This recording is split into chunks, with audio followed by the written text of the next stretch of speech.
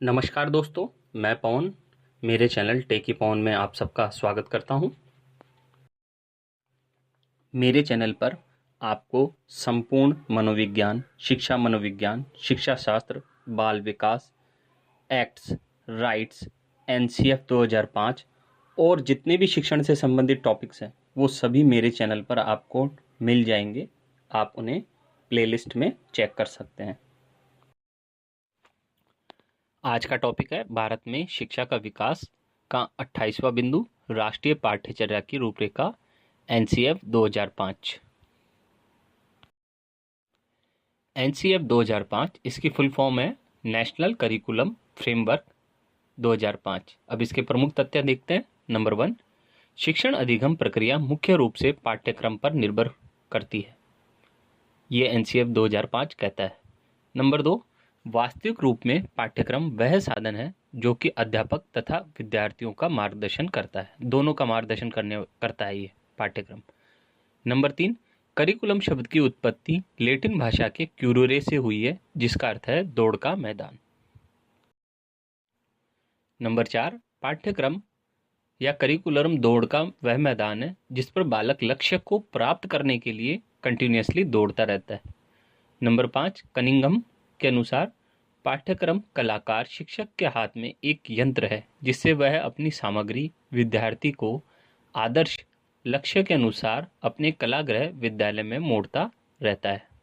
Number 6, NCF राष्ट्रीय पाठ्यचर्या दस्तावेज का प्रारंभ प्रसिद्ध शिक्षा शास्त्री, नोबेल पुरस्कार विजेता तथा राष्ट्रीय गान के निर्माता रविंद्रनाथ टैगोर के निबंध सभ्यता एवं प्रकृति के एक उद्धरण के साथ हुआ है।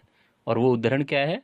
सृजनात्मकता और उदार आनंद बचपन की कुंजी है एवं ना समझ वयस्क संसार द्वारा उनकी विकृति का खतरा है।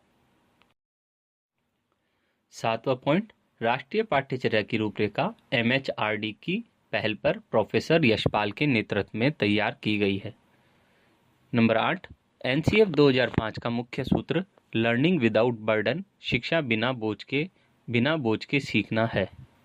नंबर 9, इस पाठ्यचर्या की संरचना में पर्यावरणीय शिक्षा को महत्वपूर्ण स्थान दिया गया है। नंबर 10, नवीन शिक्षण पद्धतियों के प्रयोग पर ज़्यादा बल दिया गया है। नंबर 11, बाल केंद्रित शिक्षा को ज़्यादा महत्व दिया गया है कि बच्चों के अनुसार ही शिक्षा दी जाए। नंबर 12, छात्रों के सर्वांगीण विकास पर बल दिया गया, यानी कि केवल सब्जेक्ट नहीं, को करिकुलर एक्टिविटीज़ भी उनको करवाई जाए। नंबर 13, नवीन तकनीकी के प्रयोग को मान्यता दी गई है। नंबर 14, समय अनुसार एवं आवश्यकता अनुसार परिवर्तन का प्रावधान किया गया है। नंबर 15, पाठ्य सहगामी क्रियाओं की अनिवार्यता की गई है कि को करिकुलर एक्टिविटीज़ भी इसमें शामिल की जाए। नंबर 16, शिक्षा को व्यवसायोन्मुखी बनाने का प्रयास किया गया है, प्रोफेशनल एजुकेशन। नंबर 17, मानसिक स्तर एवं योग्यता के अनुसार पाठ्यक्रम का निर्माण किया जाना चाहिए। नंबर 18, गुणवत्ता आयाम में बालकों के लिए संरचित अनुभव एवं पाठ्यक्रम सुधार को महत्व दिया गया है। नंबर 19, शांति शिक्षा को बढ़ावा दिया गया है, महिलाओं के प्रति आदर एवं जिम्मेदारी का दृष्टिकोण विकसित करने के कार्यक्रम का आयोजन किया जाना चाहिए। नंबर 20, परीक्षा प्रणाली में सुधार का आयोजन होना चाहिए। नंबर 21, निरंतर एवं व्यापक मूल्यांकन सीसीई प्रणाली की व्यवस्था की जाए। नंबर 22, बच्चों में तार्किक चिंतन तथा समस्या समाधान की योग्यता का विकास होना चाहिए। नंबर 23, बालकों के ज्ञान को विद्यालय के बाहरी जीवन से जोड़ना चाहिए। नंबर 24, पढ़ाई रटत प्रणाली से मुक्त हो, यह सुनिश्चित किया जाए बच्चों को हर चीज़ समझा कर बताई जानी चाहिए और जो आस पड़ोस के वातावरण है, चीज़ें हैं, उनसे रिलेट करके पढ़ाना चाहिए। 25, बालकों के चहुमुखी विकास पर आधारित पाठ्यचर्या होनी चाहिए। नंबर 26, सभी विद्यार्थियों को समावेशी शिक्षा दी जाए, अर्थात सामान्य बालक के साथ साथ विशिष्ट बालकों को भी शिक्षा दी जाए। 27, गणित की शिक्षा बेहतर हो क्योंकि इससे बच्चों में समस्या समाधान की शक्ति का और क्षमता का विकास होता है, इसलिए इसकी शिक्षा बेहतर दी जानी चाहिए। नंबर 28, सामाजिक विज्ञान की विषय वस्तु में अवधारणात्मक समझ पर ध्यान दिया जाना चाहिए, जिससे बच्चों में सामाजिक मुद्दों पर स्वतंत्र तथा आलोचनात्मक दृष्टिकोण विकसित हो सके। नंबर 29, विभिन्न कलाओं जैसे संगीत, नृत्य कला, मिट्टी कला आदि को पाठ्यचर्या में शामिल किया जाना चाहिए। नंबर 30, स्वास्थ्य एवं शारीरिक शिक्षा को विद्यालय शिक्षा का अनिवार्य भाग बनाया जाना चाहिए।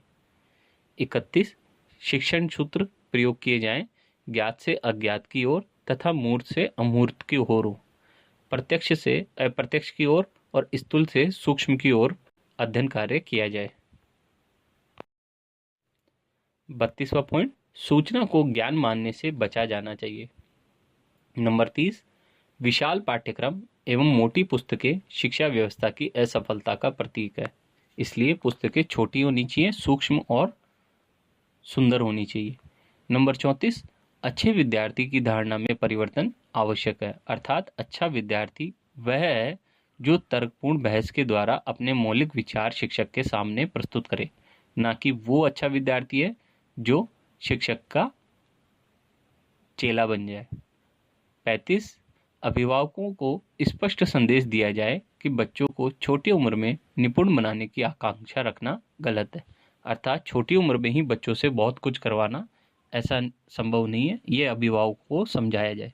नंबर 36, कक्षा में शांति का नियम बार बार ठीक नहीं, अर्थात जीवन कक्षागत वातावरण को बनाने का प्रयास करना चाहिए।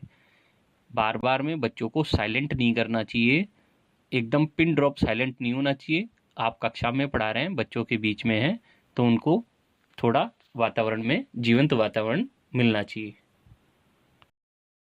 नंबर 37, दंड व पुरस्कार की भावना को सीमित रूप में ही प्रयोग किया जाना चाहिए।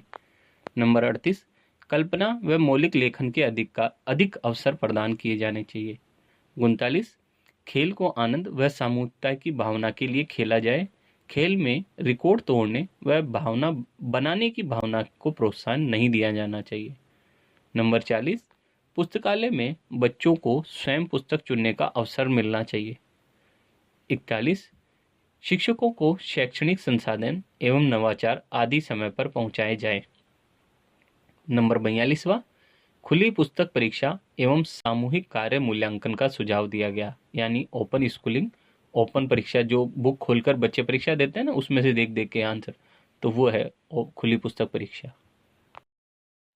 43, बच्चों को मातृभाषा में ही शिक्षा प्रदान की जाए और शिक्षकों को कक्षा में बहुभाषी वातावरण का महत्तम उपयोग कर सकने की क्षमता प्रदान की जाए।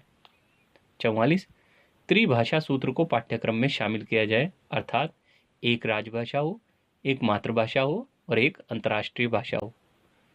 नंबर 45, कक्षा 10वीं की बोर्ड परीक्षा को ऐच्छिक रखने का सुझाव दिया गया।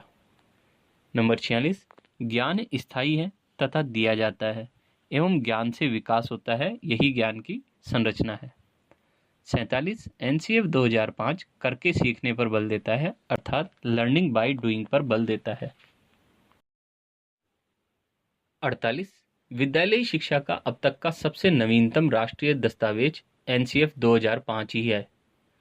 49, एनसीएफ 2005 में मार्गदर्शक सिद्धांत कौन कौन से हैं? नंबर ए, स्कूल से बाहर जीवन को ज्ञान से जोड़ना। नंबर बी, परीक्षा को अधिक लचीला बनाना तथा कक्षा जीवन में एकीकृत करना। नंबर सी, अधिगम में रटना विधि को हतोत्साहित करना, ये भी इसका मार्गदर्शक सिद्धांत है। नंबर डी, पाठ्य पुस्तक केंद्रित रहने की बजाय बच्चों के समग्र विकास के लिए समृद्ध पाठ्यचर्या प्रदान करना। राष्ट्रीय महत्व के बिंदुओं को पाठ्यक्रम में शामिल किया जाना चाहिए। नंबर एफ, परीक्षा को कक्षा गतिविधियों से जोड़ते हुए अधिक लचीला बनाया जाए। जी बिंदु, पाठ्यचर्या पाठ्य पुस्तक केंद्रित नहीं रहे। नंबर एच, पाठ्यक्रम को व्यवहारिक बनाया जाना चाहिए। नंबर आई, पाठ्यक्रम को दैनिक जीवन से जोड़ा जाए। नंबर जे, विद्यार्थियों को देशभक्ति पढ़ाई जाए, ये सिद्धांत है इसके। अब है फिर से 50वां बिंदु, एनसीएफ 2005 के अनुसार सीखना क्या है? ए, मानसिक विकास है, बी, शिल्पकला केंद्रित भी है और सी, व्यवसाय केंद्रित है। नंबर 51, एनसीएफ 2005 में कक्षा 10 की परीक्षा ऐच्छिक करने का सुझाव दिया गया है। नंबर 52, एनसीएफ 2005 में कला शिक्षा को विद्यालय से जोड़ने का उद्देश्य क्या है? ए. सांस्कृतिक विरासत की प्रशंसा करना तथा बी. छात्रों के व्यक्तित्व एवं मानसिक स्वास्थ्य को विकसित करना इसका उद्देश्य है। नंबर 53, एनसीएफ 2005 के मुख्य सूत्र क्या है? लर्निंग विदाउट बर्डन का विचार सर्वप्रथम 1993 में बनी शिक्षा बिना बोझ की रिपोर्ट से आया है। ये दोनों ही प्रोफेसर यशपाल की अध्यक्षता का परिणाम है। नंबर 54, एनसीएफ 2005 में परीक्षा सुधार से संबंधित क्या सुझाव दिए गए हैं? Number A. सामूहिक कार्य का मूल्यांकन किया जाए, बी. सतत मूल्यांकन किया जाए, सी. खुली पुस्तकीय परीक्षा मूल्यांकन विधि को अपनाया जाए, डी. व्यापक मूल्यांकन अपनाया जाए, ई. सीसीई को करिकुलर एक्टिव सीसीई विधि को अपनाया जाए, नंबर एफ. ग्रेड्स आधारित मूल्यांकन किया जाए। सीसीई की फुल फॉर्म है continuous comprehensive evolution. Continuous comprehensive evolution. F बिंदु है ग्रेड्स आधारित मूल्यांकन। अब 55वां बिंदु देखते हैं। एनसीएफ 2005 के अनुसार अधिगम अपने स्वभाव में सक्रिय तथा सामाजिक होता है। ये सक्रिय भी होता है और सामाजिक भी होता है। नंबर 56, एनसीएफ 2005 में अच्छे प्रश्न बनाने हेतु सुझाव दिए गए हैं। पहला सुझाव, अध्यापक प्रश्न स्वयं बनाए। बी. प्रोफेसर को भी प्रश्न बनाने में शामिल किया जाना चाहिए। सी. केवल विशेषज्ञ प्रश्न बनाए जो विषय का विशेषज्ञ हो। डी. विद्यार्थियों से प्रश्न नहीं बनवाने चाहिए कभी भी। 57, एनसीएफ 2005 के अनुसार सुविधादाता फैसिलिटेटर कौन होता है? शिक्षक होता है। शिक्षक केवल और केवल फैसिलिटेटर है, सुविधादाता है। 58, एनसीएफ 2005 में सपनों के भारत को धरातल पर उतारने की युक्ति या देश के विकास वाला पाठ्यक्रम शामिल किया गया है। नंबर 59, सामाजिक विज्ञान के अध्ययन का राष्ट्रीय पाठ्यक्रम 2005 में बनाया गया है। नंबर 60, एनसीएफ 2005 में सामाजिक अध्ययन के अंतर्गत सभी स्तर के विद्यार्थियों के लैंगिक एवं स्वास्थ्य संबंधी मुद्दों को शामिल किया गया है। पॉइंट नंबर 61, एनसीएफ 2005 के अनुसार पाठ्यक्रम निर्माण के सिद्धांत है। Number A. बाल केंद्रित शिक्षा सिद्धांत, बी. पाठ्यक्रम में लचीलेपन का सिद्धांत और सी. प्रजातांत्रिक मूल्यों के विकास का सिद्धांत। 62वां पॉइंट क्या कहता है? एनसीएफ 2005 की कार्यशाला एनसीईआरटी नई दिल्ली में आयोजित की गई। नंबर 63, एनसीएफ 2005 बनाने वाली यशपाल समिति में कितने सदस्य थे? 38 सदस्य थे। नंबर 64, पाठ्यक्रम निर्माण की आवश्यकता शिक्षा के उद्देश्यों की प्राप्ति हेतु जरूरी है, ये एनसीएफ 2005 कहता है। एनसीएफ 2005 के अनुसार बच्चों की गलतियां इसलिए महत्वपूर्ण है कि ये समस्याओं के समाधान को प्रेरित करती हैं। इस कारण से बच्चों की जो समस्याएं होती है उन्हें पहचानने में भी मदद मिलती है। 66, शिक्षा बिना बोझ के, इसका अर्थ है पाठ्यचर्या के बोझ को कम करना, करिकुलम को कम करना। नंबर 67, प्राथमिक स्तर पर कक्षा में पढ़ाए गए टॉपिक को विद्यार्थियों के दैनिक जीवन से जोड़ा जाना चाहिए। जो भी स्कूल में बच्चा पढ़ रहा है उसे आसपास के जीवन से जोड़कर पढ़ाया जाना चाहिए। 68, एनसीएफ 2005 गणित शिक्षण महत्वाकांक्षी, सुसंगत और महत्वपूर्ण होना चाहिए। महत्वाकांक्षी का अर्थ है यहाँ गणित के उच्च लक्ष्य और उद्देश्य की प्राप्ति वाला गणित शिक्षण का कार्य होना चाहिए। गुणोत्तर 69, एनसीएफ 2005 में गणित की लंबी आकृति का अर्थ है एक संकल्पना पर दूसरी संकल्पना बनाना और जोड़ना। 70, हिंदी को राजभाषा का दर्जा 14 सितंबर 1949 को दिया गया। भारत की कोई भी राष्ट्रभाषा नहीं है, ध्यान दें, भारत की राष्ट्रभाषा कोई सी भी नहीं है, राजभाषा जरूर है हिंदी। राजभाषा का मतलब कि सरकारी कार्यालयों में काम आने वाली भाषा। 71, विविध विषयों में भेदभाव समाप्त हो। 72, ज्ञान एकीकृत हो, यानी कि सभी सब्जेक्ट आपस में इंटर रिलेटेड हो, इंटीग्रेटेड हो। 73, बच्चों को अपनी भाषा को प्रोत्साहन मिले। 74, विज्ञान विषय में प्रोजेक्ट वर्क अनिवार्य किया जाए। 75, इंटर्नशिप को बढ़ावा दिया जाए। 76। एनसीएफ में कक्षा 10 एवं 12 के छात्रों के सारे होमवर्क के लिए दिन में 2 घंटे समय की सिफारिश करता है। कितने घंटे? 10वीं और 12वीं के छात्रों के सारे होमवर्क 2 घंटे में समाप्त हो जाने चाहिए, ये एनसीएफ 2005 कहता है। फिर है 77। प्राथमिक कक्षा में कक्षा 2 तक नो होमवर्क की नीति, अर्थात कक्षा 2 तक कोई होमवर्क बच्चे को नहीं मिलना चाहिए। 78। उच्च प्राथमिक कक्षा में 1 घंटा प्रतिदिन होमवर्क का टाइम हो, यानी कि इतना ही होमवर्क देना चाहिए कि बच्चे का 1 घंटे में सारा होमवर्क खत्म हो जाए। 79। प्राथमिक कक्षा 1 से 8 तक को कहते हैं।